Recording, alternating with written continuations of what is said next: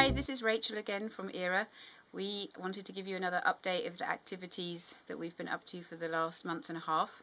As you can see, I'm sitting here above the cliffs of the Uchab River. We've been here for the last week with different meetings. We'll run through a quick update for you and you can see some of the things we've been up to.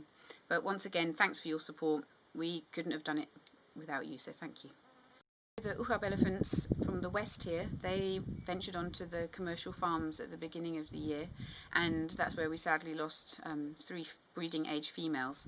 Whilst we were there, we also realised there's other elephants on these farms all the time, many getting shot all the time, chased and harassed, and farmers are also struggling with huge financial losses, breakages, and the situation has become now at the point where something needs to be done. We went out on a reconnaissance of the eastern farms and met with some of the farmers actually and had a meeting to hear their point of view, the issues that they're facing. We had an idea to try and give them some solutions by using electric fences to keep elephants out, as we know from another farmer that he's having a great success by using electric fences. There are some elephants that are collared in an area called Kamanyab, and we were looking at some of the data and the mapping, and we saw this one farm, this name's Hiribis, and it has an absolute clear area where elephants are not walking compared to all the other farms that have got, you know, these markers of these GPS satellite positions all over them. He does have an electric fence around his farm, and we went and visited him this week. He's got an area of his land that he's given up to the elephants where he allows them to walk through, because he knows if he doesn't, they're going to break fences, even his electric fence. And he understands that shooting at elephants tends to make them run, and when they run, they tend to run through your fences. So this was quite inspiring for us, because this idea of an elephant corridor through commercial farms is one of the things that we are looking at as a solution. The other thing that we think is the best thing to do is to try and make the communal areas more attractive for the elephants, so to make sure that there's better water points there, because that's the main reason they're going on to these commercial farms, is for water. Whereas on the communal farms there's not the fences, so there's not the same problems with breakages, and because of the solar water pump programme, most of the communal farmers are fairly okay with the elephants being there. That's done a huge success in changing people's attitudes to having elephants and their tolerance towards them. We're going to now start with an elephant drinking dam in the river, and the idea is to try and isolate the elephants more into the river systems so that they're not in the villages as well, and try and make that as nice as possible for them to be there. We are trying to identify every single elephant that is in the area so that we've got an exact count, and know the different herds that are moving through, the different bulls that are moving through. And what's been very interesting is through the work that we've done these last couple of months to identify the elephants, we can now see, when we met with the gentleman from the university who's got the collared data, that in fact some of these populations are starting to actually cross over. So you actually have a fairly broad area now of elephants' movements across a massive piece of land. So in terms of managing this, it's really quite interesting, and we're really proud to be involved. The one thing that we have also been looking at is an interactive database for all of this information to be on. So we're just trying to find out how to get that database done, if anyone has any contacts of people who are super good with software like that, and also, you know, the funding of it as well. In terms of elephant management, knowing the exact number of elephants, the herd breakdown, who's the matriarch, who's the mother of which young one, is really important, and the age of the bulls that are wandering around. We spoke about the elephant management plan for Namibia, which is in its draft form at the moment, which we've also been involved in. We're making a big effort to make sure we know exactly how many elephants, who they are, and where they're moving.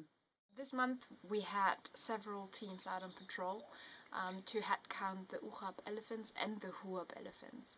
We haven't seen the Huab elephants for a while, so we had to make sure that all of the elephants are there. And we did see all of the herds that are resident to the Huab River, plus 2 other herds, one that we've never seen before, so that's really exciting. We collected all of the ID information for them. We found all of the elephants, but a couple of teenage bulls. But that's nothing to worry about. It's normal that they venture away from the herds. So we're very pleased to inform everybody all of these elephants are doing well. Especially the little calf, Hope, that was born last year in December. She's doing super well. Her mother is doing very well, and she's the youngest desert calf. in our project area. The herd is walking in the pace of the youngest member of the herd. We're again reminded of how fragile life is in the desert and how fragile the desert population really is. We arrived at a sighting literally moments after a cow of H1 gave birth. So that little one was lying in the shade of the mother for quite a while before it started to move. At first we actually thought it was dead, but it started to move. It was born at the heat of the day in the blazing sun, so the conditions of that birth really weren't great. And every time it was on its feet, it fell down again. Eventually, after a couple of hours of struggle in the heat, it was over 40 degrees, it gave up. Yeah, it's a very heartbreaking thing to witness, but it also just illustrates how fragile this elephant population is and how difficult it is for these elephants to survive in these harsh environments. We need to focus on researching the reason and understanding why the calves aren't making it. It is something that is of great worry, especially in the Oegap River. None of the calves have survived since 2014. As the drought continues, more and more elephant calves will die. So we have to understand what is going on and what can we do, if we can do something, to help the elephants. Hi everyone, Marcus here. I'm the Field and Conservation Manager.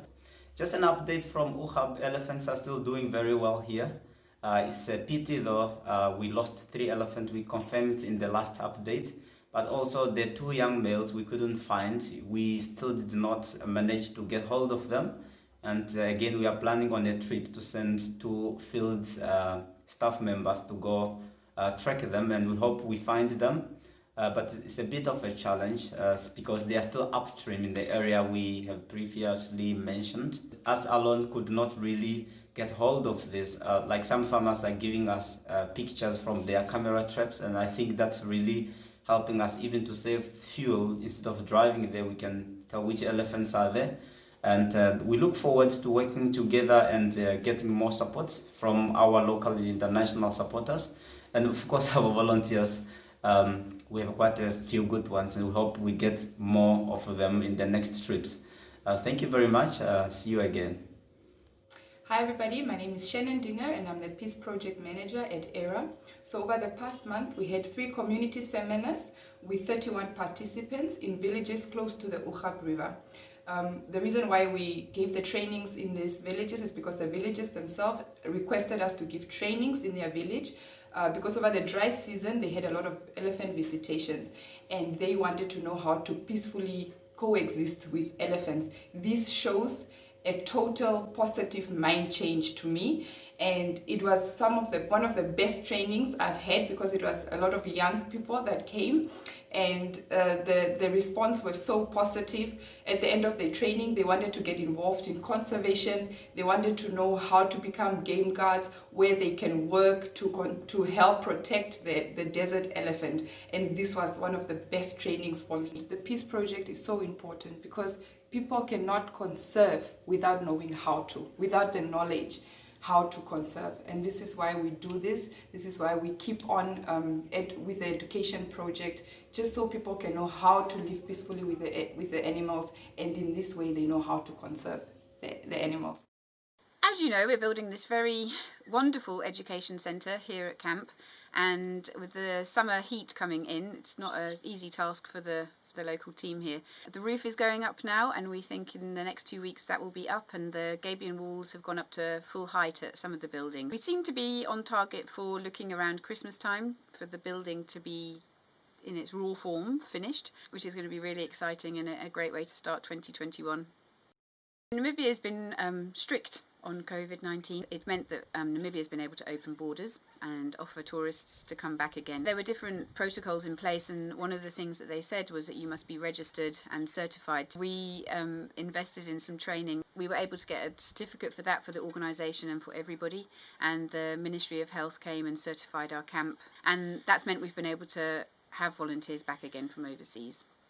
We have had great support from Namibians, and we had a group of 10 ladies, all from Swakopmund, some from Walvis Bay, one lady from Windhoek, to come and volunteer on the project. And then we've just finished our first 2-week trip with international volunteers. The volunteers are focusing on this alternative water point for elephants at Otjiwarongo. It's a big village and the elephants are through there quite a lot, and we're quite convinced if they've got a water point, especially just for elephants, that the elephants will rather stay there rather than walking onto the commercial farms. That's part of our first point of the strategy, to try and come up with some solutions for the farmers there. We understand that our income is going to be affected for the coming couple of years. I think our volunteer numbers are going to be slow. Obviously there's going to be a worldwide recession, and I think people aren't going to be travelling like they were. We do still need funding, and we obviously don't want to keep asking, but if you are able to continue to support us, please know that we appreciate it so much, and it's really needed. And we have so many important projects this year that now we're already underway with, that we can't stop, and we need to find solutions, especially for these commercial farmers. The donations that you have given to us have really gone directly towards saving elephants' lives, and as Kristen was explaining about the calf that died, only because we've had enough money to be in the field could they be out there to see that happened. We need to get the research done to try and find out what's going on with the elephants, but it's expensive. And again, also with the commercial farmers and the elephants here, it costs so much money for us to run EHRA, to make sure that we've got enough fuel, that the staff are paid for going in the field as well. One of the things that we've looked at is opening up a charity in the UK, as most people actually have been donating from Europe. Namibia has also come up to speed with the technology, and we actually have a payment gateway which will allow people to donate straight into our bank account here in Namibia.